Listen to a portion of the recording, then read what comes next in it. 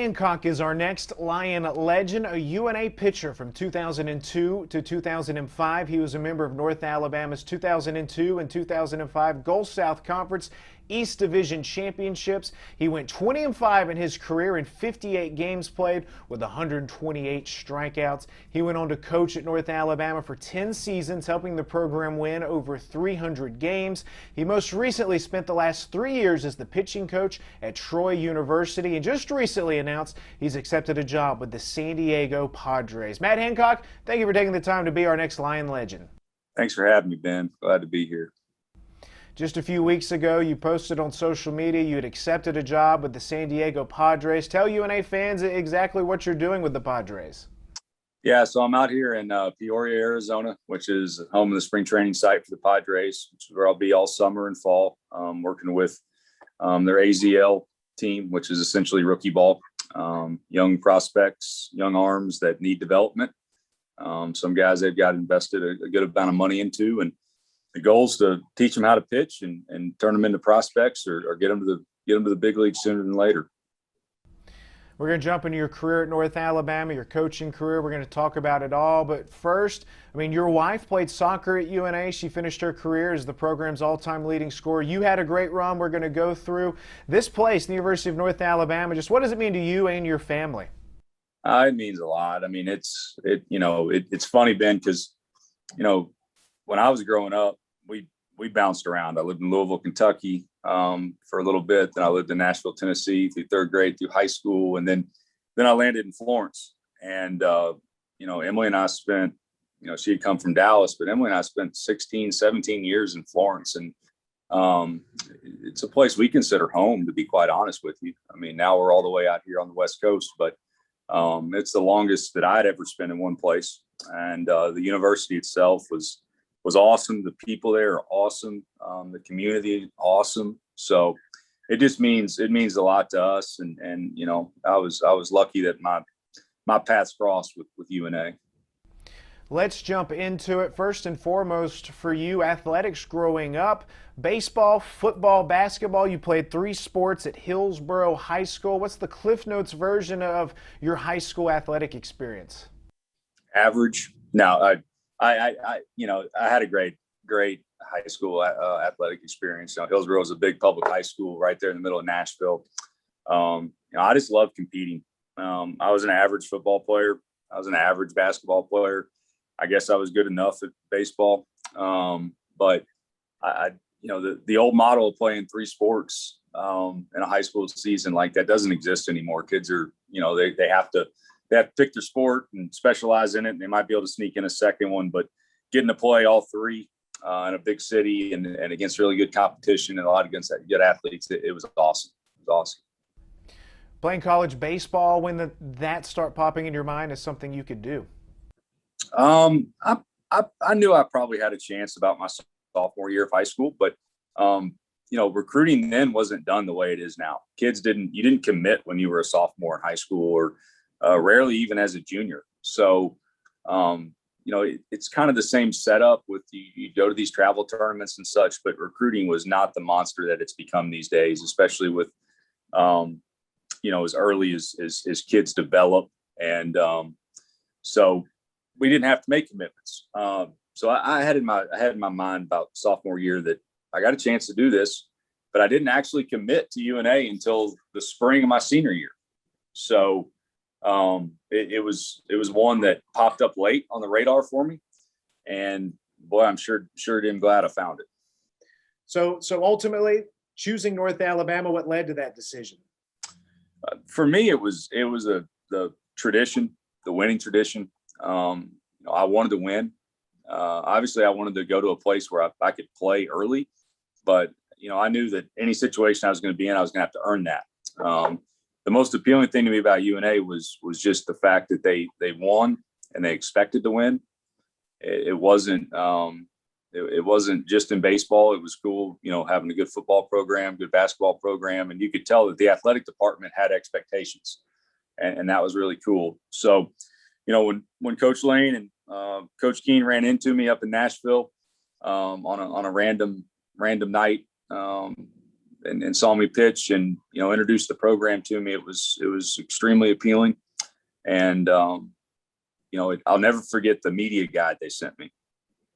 It was like the coolest thing at the time. And, you see the glossy color photos, and you see all the championships, and you see the traditions, and you see Mike Lane standing there looking all mean. And you're like, dude, I kind of want to play for that guy. And, so it was really cool. And I felt like, even though, again, at that time, Division I, Division II wasn't that big of a deal. It just wasn't. But I felt like I was going to a place that it really mattered. And that's what I was looking for.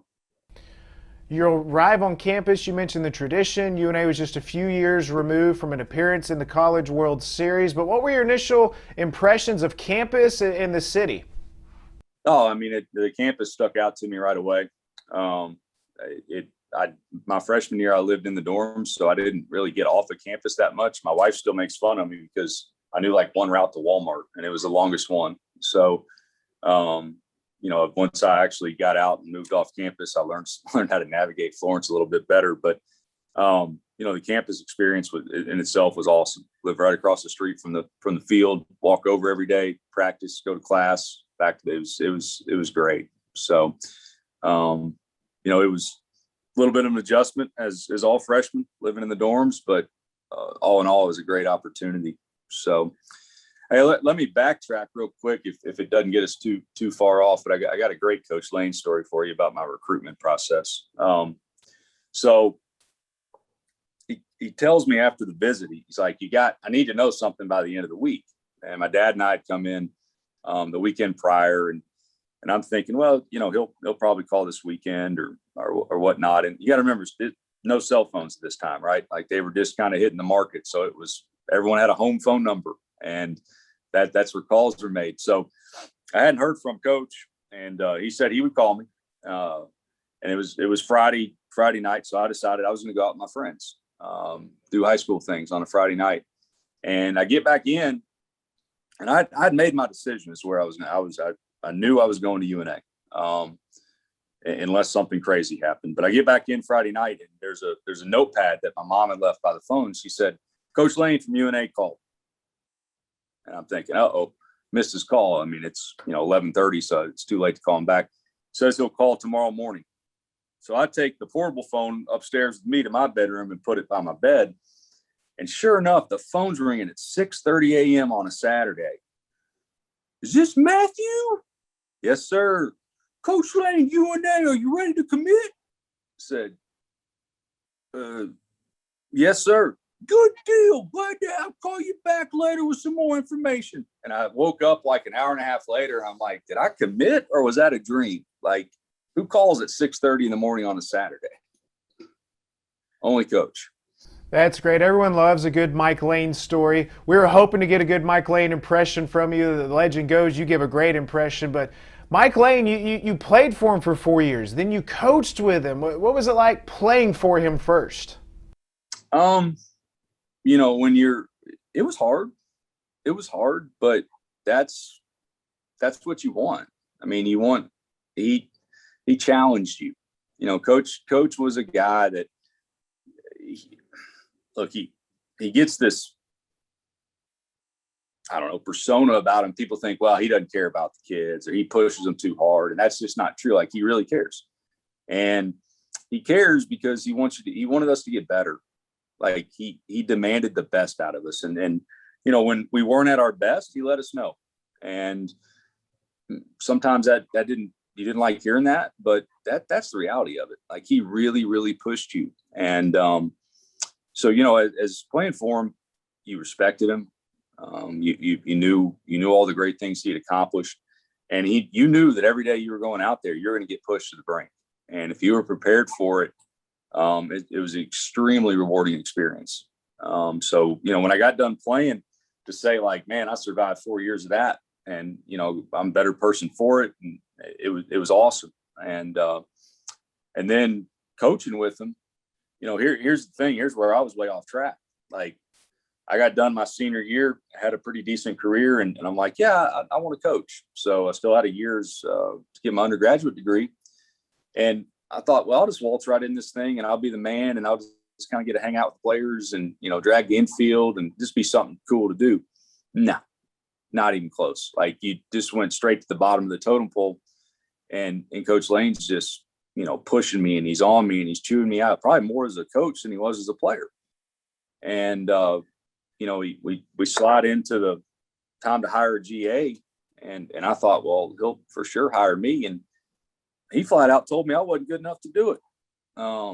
And so he gave someone else an opportunity and kept me along, and, kind of found different ways to finance me at the time. And then, I got lucky, and they slid me into the permanent role that fall, and the rest is history. But I'll be honest, Ben, like, if Coach Lane's not in my life as a young coach, I got no shot. And Coach Keene. I mean, they both, I remember making early morning recruiting trips all the way down to Chipola Community College, leaving 5 a.m. to get there for a noon game with Coach Keene. And he's standing over there and he's like, okay, here's how you recruit. You want to learn to recruit? Let's go learn to recruit. People like Eric Moss, who was there at the time as a graduate assistant, who really took me under his wing and was like, all right, if you're ready to straighten up and do this, let's do it. But if Coach Lane, Coach Keene, Eric Moss, they're not in my life at that time, I'm not sitting in the seat I'm in right now. No chance. That's great. Let's jump into your first year. The team goes 37-16. You win the East Division Championship of the Gulf South Conference. You went 6-0 your freshman year, 22 strikeouts, 1 save, and 16 appearances before some of your individual accomplishments that year. What do you remember most about your first year? We were really good. I remember we were really good as a team, and it was probably the best group of talent that I'd ever been around. As an individual. And I got there, I'm like, holy cow, these dudes are grown men. And when you got Douglas Hargett over there at first base, and Tatum Brown's your number one arm on the mound, and Nathan Bowden's at shortstop, Brian Swift's at second, Chad McCoy, I could go around the whole field and list everybody. And I'm like, man, these guys are really good. And, I just, like I said, I probably came off as arrogant as a freshman because I thought I was pretty good. And I wanted to pitch because I love competing, but I really just wanted to contribute. And I got some opportunities, started some games, came in relief, but I just remember that season ending abruptly in the conference tournament. And we had been cruising along so well and playing well all year. And then we lost 2 and we were done. And I was like, ooh, I thought we'd be going to a regional and going to beyond, and you don't really realize how difficult it is to achieve that. And so that definitely, set the table for me, is like learning, okay, down the road, being a leader, trying to accomplish things, a program that means a lot to me. It kind of woke me up because I thought it was going to just be easy after that freshman year. Your first collegiate win came on February 17th, 2002 against Tennessee Wesleyan. 4 2/3 innings, 3 runs given up. UNA won at 12-6. Anything stand out from your first win? Biggest thing that stands out, and if Micah Noda's out there and he hears this, I'm sorry, Micah, but this is another great Coach Lane one. You never knew what he was going to stir up. So we had played on a Saturday. I think we had played at Christian Brothers on the road the day before. I may be mistaken, but we had played on the road, and then we came home and we had this single game against Wesleyan. And Micah Noda's slated to start. Micah transferred in to the program. He's a senior at the time, big righty, throws hard. But as he's starting in the bullpen, Coach Lane sends me down to get loose next to him. So Micah hadn't even thrown a pitch in the game, and I'm down there in the bullpen getting hot right next to him. Micah looks at me and goes, what are you doing? I said, Coach told me to come get hot. He goes, for me?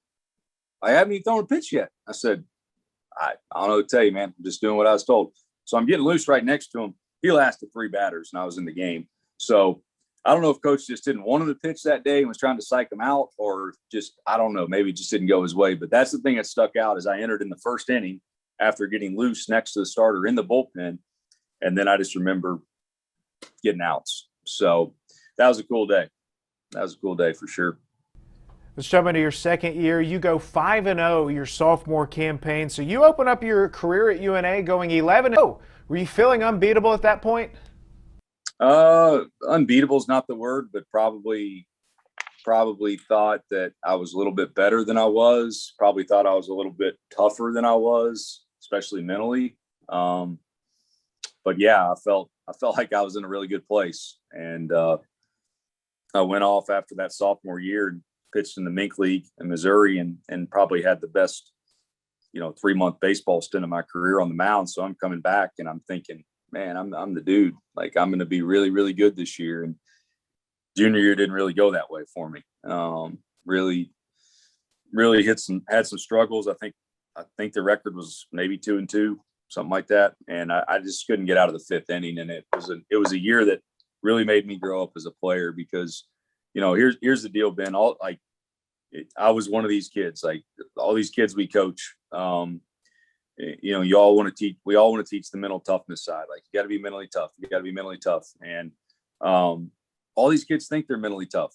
They think they're physically tough until they face real adversity. And I was in the same boat. Like, I thought, hey, I know how to handle these situations. I've won this game. I've done this. Like, well, when you go 2-2, after being 11-0 in 2 years, and you're supposed to be one of the weekend starters on the staff, and you can't get out of the fifth inning, and it's late in your career, it really makes you, look in the mirror and figure some things out. So that was a struggling year, and that was a really talented team. That junior year team was, and Sergio Romo was our one. A guy by the name of Mike Calaccio, who went on to play some independent pro ball, was our number 2. And I was our Sunday guy. So that staff should have been set up to be a lot more successful than it was. We just didn't have a very good year, but it certainly set the table for those who returned for my senior year. Your sophomore and junior years, you sort of just touched on them, but there are any big moments, memories that always just stand out when you reflect back on those 2 seasons? I'm sure there are, but here's the thing: as you get older, you remember some of the individual things, but you just remember, all in all, you remember what the team experience. You remember, like, were we good or are we bad? You remember your friends on the team. You remember all those things. And, to be honest, there's no regrets for my sophomore and junior year, but we didn't do what we were supposed to do. And so the 2 biggest years that stick out to me as a whole, now, it's like, like I just said, as an individual, junior year really popped for me as an individual, make me get better.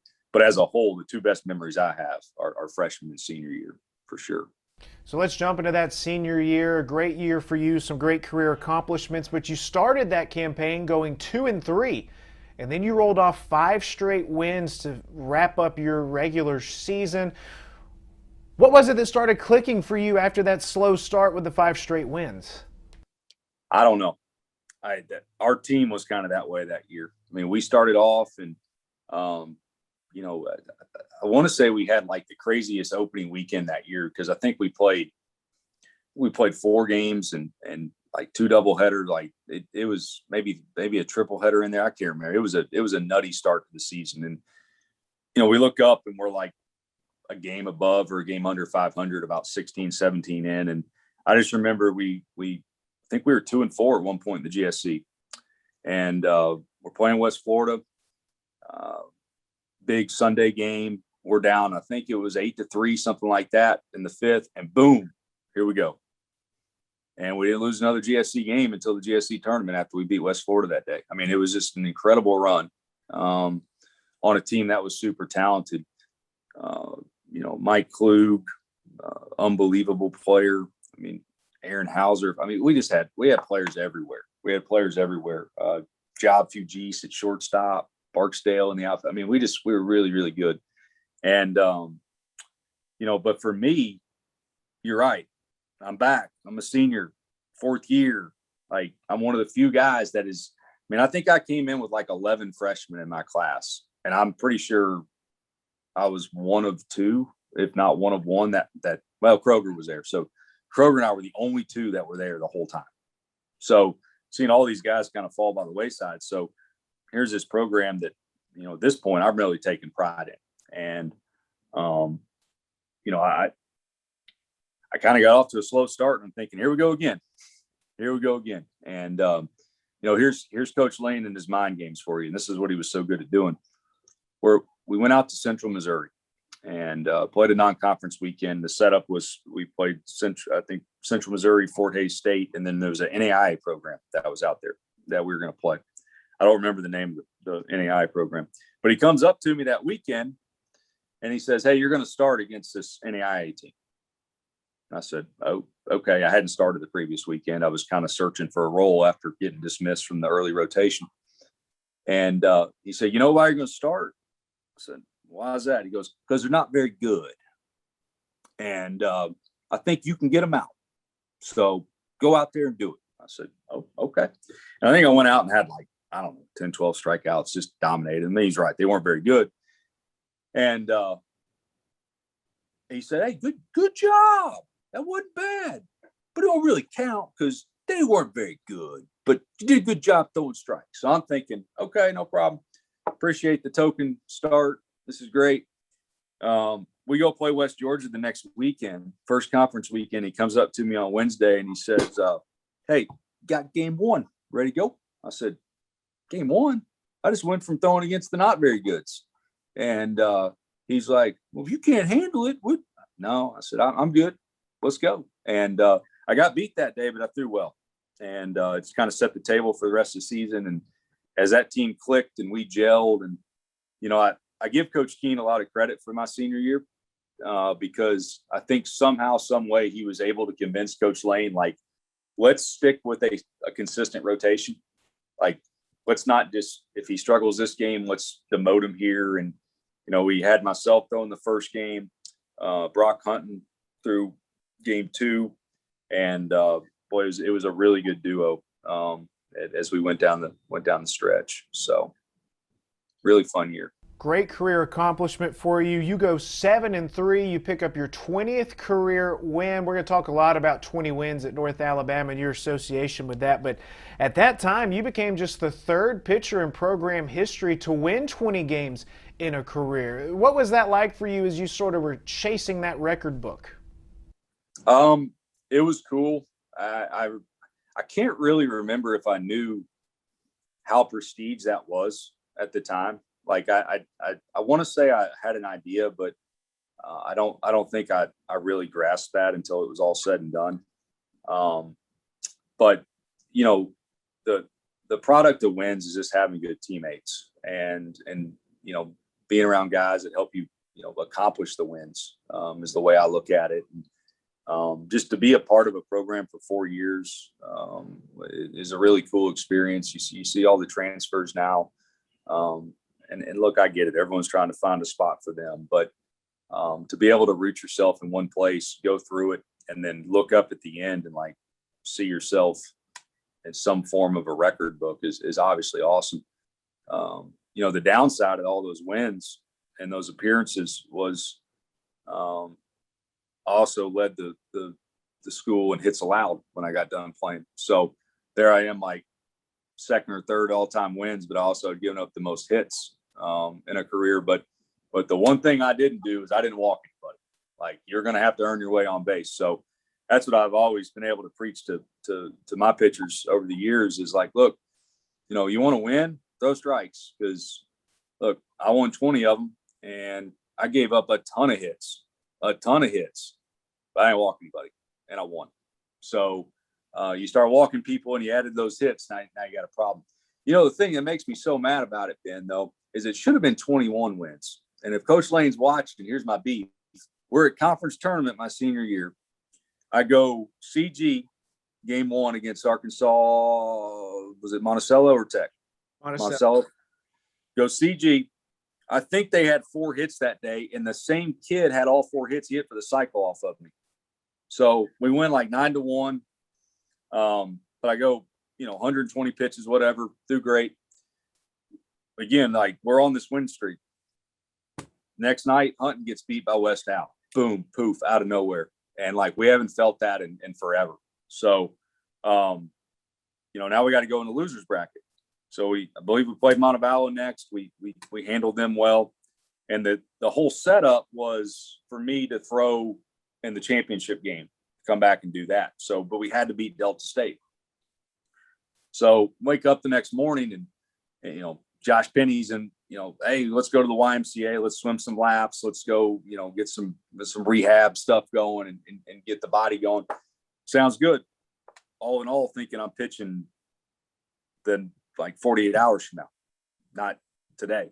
And so we get back to the hotel, and it was a late afternoon start, but get back early at the hotel. I lay down, take a nap. Phone's ringing. It's Josh Penny. What are you doing? I was taking a nap. What you need? Come down to my room if you don't mind. And so, okay, go down there. He hooks me up on the stim machines, kind of, massaging my arm out. He goes, how you feeling? I'm like, oh, I'm tired from swimming earlier. And he said, yeah, well, you'll be all right. Tell you what, go back down. Don't do anything. Drink a lot of water. Come see me in like 2 hours. I'm like, what the world? Like, we don't do this much, rehab in between starts. Come back down. How you feeling? Get back on the stim machine, get going again. I said, same as I did earlier. All right, go back, keep moving around. Don't lay back down. Don't need you to stiffen back out. Just kind of keep moving around, but don't go outside in the heat. I'm like, all right, got you. Calls me like 30 minutes later. Any chance you could pitch today? I said, do what? He goes, yeah, I didn't say anything, but Coach Lane and Coach Keene are debating on starting you today. I said, that's fine. I can go. Like 2 days rest, whatever. Like, let's do this. I'm used to starting on Saturday, and I usually started at least 2-3 innings of our midweek game on Tuesday. So I didn't even have time to call my dad and tell him he was coming over because he knew it was a possibility. If we lost, we're done. Could be my last college game. But I didn't even tell him that I was starting. And as I get on the bus that day, I go to the field, Coach Lane just, hey, stops me with his hand as I'm walking by. He hadn't even told me yet. You got the rock today. I said, I know. How do you know? Who told you? I said, Penny told me 2 hours ago. Oh, well, you better be good. I said, got you. So get to the yard, and I'm stretching it out, and I can see my dad sitting up in the top row at USA Stadium in Millington, which is, way up there. It's a steep stadium. And he's starting to get nervous because he's thinking I'm starting the next day, but I'm like starting to stretch out this long toss, and the next thing I'm on the bullpen mound throwing, and I can see him like kind of scattering down to like the fourth row. He's like, holy cow, Matt's going to pitch today. But here's the thing that makes me mad. Sorry to go on a long story about that. But, here I am. I'm cruising against Delta State. I'm throwing really well. I'm throwing 4 2/3. Like, there's nothing going. We're up 5-1, 6-1. Here comes Coach Lane. Takes me out of the stinking game. I'm like, what are you doing out here? He's like, that's enough. I can't ask you to go anymore. I said, well, are you going to throw me tomorrow? No, we can't do that. You're going to hurt yourself. I said, I was so stinking mad. I was like, man, I was 1 out from 21 wins. And I wasn't thinking that at the time. But as I sat back and looked, I was just happy we beat Delta State because we thumped them that day. But at the time, as I sat back, I'm like, man, I should have been 21, not 20, coach.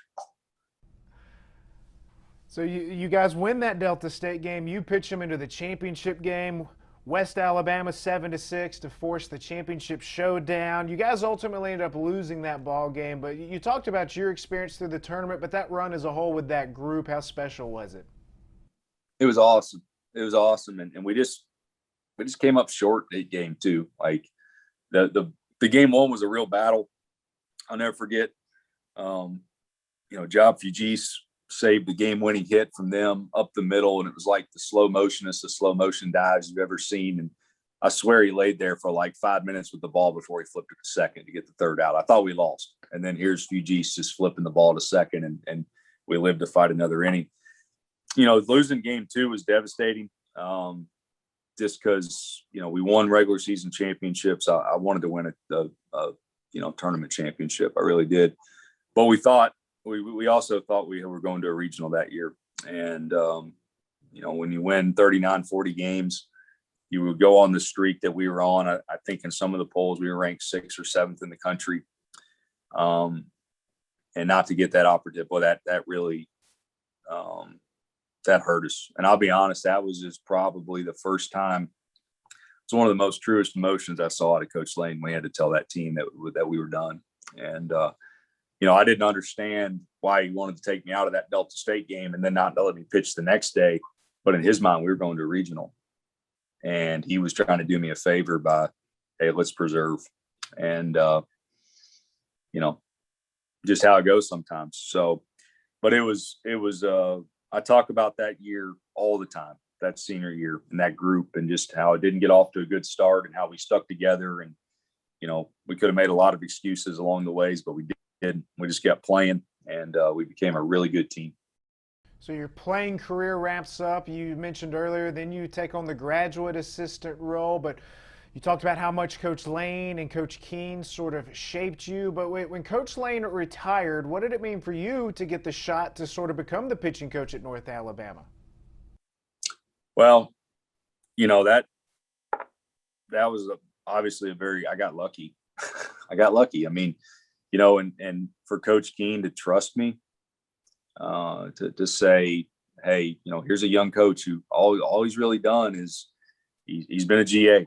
And to be honest, when I was GA and Coach Lane didn't even really have me working with the pitchers, he had me working with the outfielders. He wanted me to learn other positions. And I'd gone off in the summer and coached the Northwoods League. Eric Moss brought me up and let me manage his pitching staff, as he was the field manager and general manager of the Alexandria Beatles. And, I didn't really know that him and Mike were in touch quite a bit that summer, talking about how I was doing and how I was managing that staff. And so that just meant a lot to me. Like, when that opportunity, I mean, you got to think about something like Coach Keene had been an assistant coach for 18 years. 18 years he's been doing this, waiting for an opportunity to be a head coach. And then he's going to hang his hat on a young kid who has zero coaching experience. And for him to trust me like that, it means the world to me. And, there was really no way I was going to let him down in that role. But, you think all these things about coaching, you think about all these things about baseball, and then all of a sudden you're handed your own pitching staff and you're like, like, we got some learning to do here. So, it was a fun experience, but those first 2 years were harder than I expected. Now, you shared some stories from Coach Lane making some mound visits, but how does a Matt Hancock mound visit compare to a Mike Lane mound visit? I would say a little more informational on my end. Not as quite there was information in Coach Lane's if you could depict it, if you could get through some of the other jargon. But no, I mean, it all varies for me. I mean, I'm sure you could have 6 people comment on this, man, that guy's a lunatic. Like, what are you talking about? But I think one thing, Ben, that I figured out early in my career, I mean, there's times that you got to go out there and you really got to get on somebody and just try to get them to compete, challenge them. But I just always went back to when I was a pitcher. Like, when you're in a bad spot, the last thing you need is somebody just to come out there and berate you. You need somebody, if you're gonna take time to go out there and talk to somebody, let's have it be beneficial. Let's have it be something that can get you back on track at that time. And that's what I try to do. So, a lot of times when I go out there, Ben, I make the kids answer the questions, because I look at it as, if they can answer this question, they can still think. Like, they have a chance to make an adjustment, or they have a chance to get through a situation. But if they can't answer the question, to how you feeling, what's your adjustment here, what do we need to do, they're dizzy. Like, we got to get him out. His day's done. So there's a lot to it. But, Coach Lane pulled me from a game one time without even coming to the mound. He just stood up in the dugout and told me to get out. So I just set the ball on the mound and came off. Haven't done that, though. Let's talk about some of the highlights from your coaching career at North Alabama. 2011 and 2012, those teams made it to the NCAA regionals, first time in 12 years. And you talked about how your senior year, you guys didn't make the regional, something that sort of stayed with you. But now as a coach, to help get the program back in, what did those 2 years mean to you? So much, because like I said, let's go all the way back to the recruiting part, and you open the media guide and you see the GSC championships and you see the regional appearances, and there's their World Series appearance, and you're just coming off of that. And then you have that drought. And as a player and as the coach, you start paying attention to like how hard that is to make a regional. it is, I mean, you're in the GSC, you got the Sunshine Conference. I mean, it is the best Division II baseball in the world, in the country. And when you look up and there's 7, 8 teams in the top 25 every year, and there's 3 of those that are 4 of them not making a regional, like it's insanely hard to make one. So when we got the program back to where we wanted it in 11, it was really, really cool. I felt like maybe I contribute even more to the program because, you know, recruiting those kids, getting the talent to where we needed it, and then watching it come to fruition in the field, on the field was awesome. That was a really, really fun group, that 11 team. To me, 12 was even more validating because we did have a good group of guys back, but we also had quite a few new guys. And, you know, I think everyone can pop up and make a regional or make a run every now and again. But when you start doing back-to-back and some consecutives, and then you're in the mix again 3 or 4 years later, that's when you got a good program. And that was pretty cool. It was like, I felt like, hey, this is what I'm doing, what I'm supposed to be doing. You know, like we got close as a player, but you know, when I'm out there, when I was coaching, I hated losing. I mean, I felt like I was a player when I lost at UNA, and just because I knew how much it meant to so many people. At the end of the 2012 season, you were named Alabama Baseball Coaches Association Assistant Coach of the Year. What did it mean to pick up that award from your peers across the state? It was great. I mean, it was a cool acknowledgement on their part to award me that. And you know, for me, again, I'm still pretty young in my coaching career when that happened. So again, it was kind of validation of the hard work I was putting in and seeing some results. But at the same time, you know, I immediately realized that anything you achieve as a coach is not possible without really good kids and really good players. And there was some kids on that 11 team, the 2010 team, Trey Mitchell, you know, Chad Boughner, just I could go on and on. Position players were, you know, you had Dale Ricketts as a catcher who was an absolute clown, but just a pleasure to be around every day. And Jake Sloan and Josh Sear. And I mean, gosh almighty, I mean, just players everywhere. But those kids, like, they helped me get that. And so it kind of fueled my fire. I'm like, all right, I'm doing the right thing here. Let's keep going. I want to jump into some of the players you coached, and I want to circle back to the 20-game win threshold. You became the 3rd player to ever do it. You finished up your career, I think, tied for 2nd for the most wins in program history. Then you get into coaching at North Alabama. Chad Boughner holds the school record, 31 career wins. Trey Mitchell sits 3rd with 22. Riley Sanderson, he tied you with 20. That's 3 guys you coached, and 4 of the 6 20-game winners, including yourself. I want to throw a couple more guys in. Brantley Clonch, Tyler Joyner.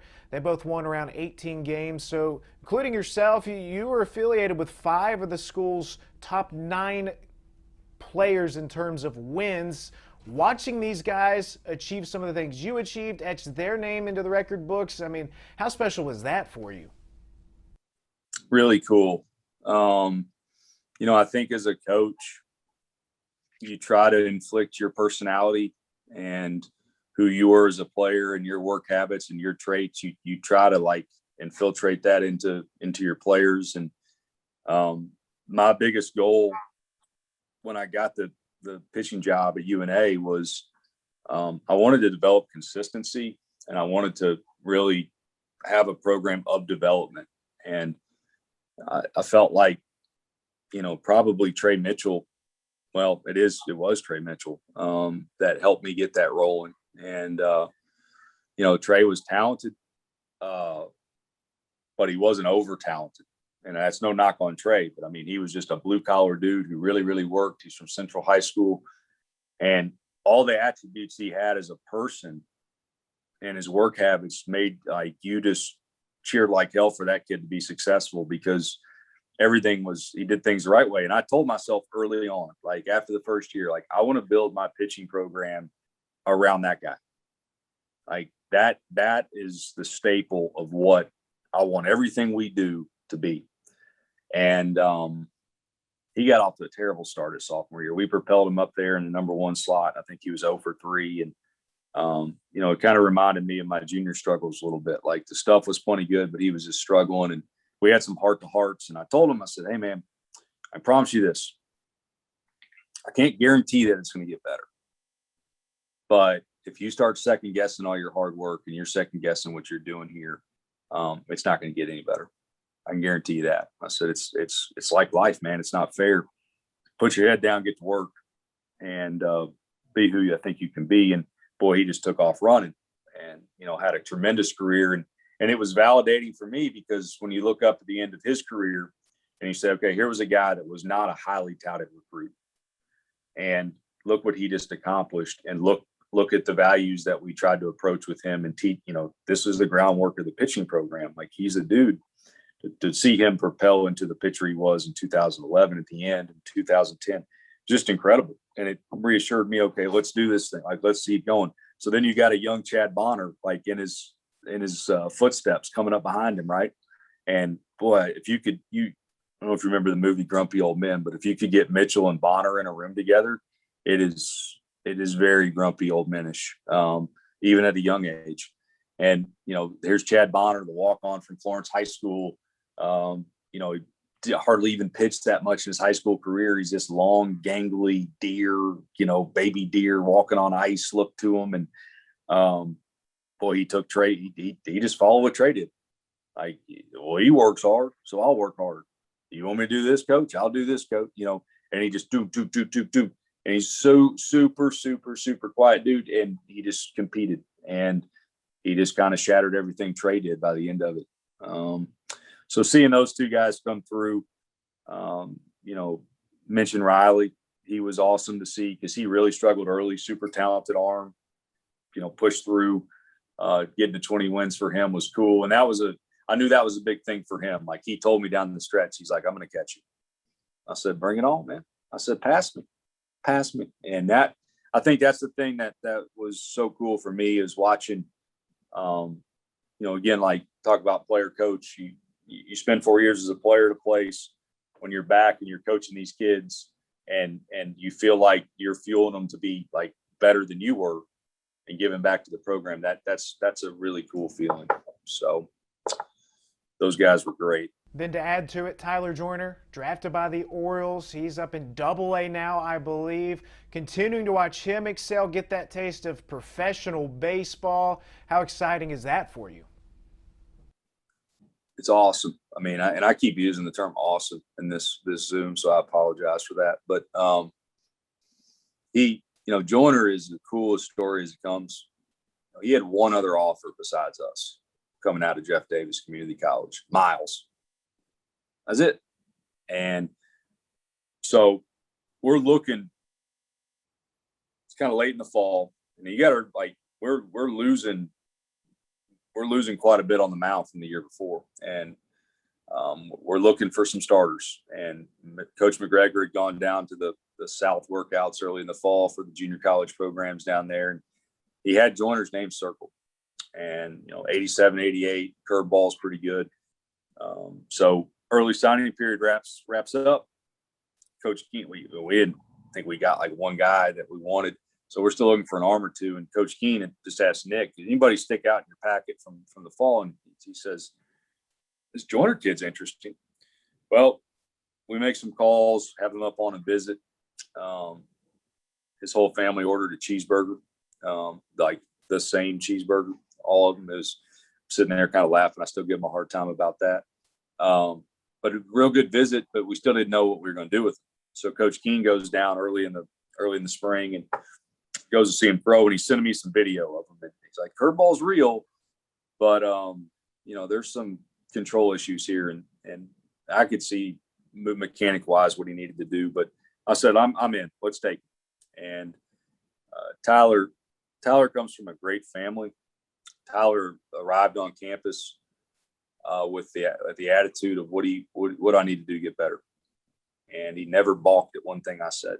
And he was one of the first kids I've ever coached that got better from his first bullpen to second bullpen he threw in the fall, because he tried to do what I asked him to do. And just watching him, I told McGregor going into his junior year, he said, you ever seen a guy so dominant in the fall? I said, no. And I said, be quite honest, if he goes out here and can't get anybody out this spring, I say we cancel the fall. Like, what's the point? Like, what's the point? So we're playing Central Missouri, Joyner's first start of his career back at USA Stadium. It's like 6 degrees outside opening night. Joyner had given up, I don't know, maybe one. I don't think he gave up any runs in the spring and the fall and spring inter squad scheme. I don't think he gave up any runs. And I knew he only given up 3 hits. And he had walked like 4 over 20 innings, bazillion strikeouts. So here we are, Central Missouri. They're ranked like number 2, number 3 preseason. It's the first inning now. We're down 1-0. And they got runners at first and third, no outs. And I'm thinking, we're going to have to cancel the fall. Like, Joyner can't get anybody out. Can't get anybody out. Next thing you know, we get to strike them out, throw them out. It's another like pop up or something. We get out of the end. We're still only down 1-0. He goes on and strikes out like 14 on the night. I was like, all right, we can have our fall next year because this kid's really, really good.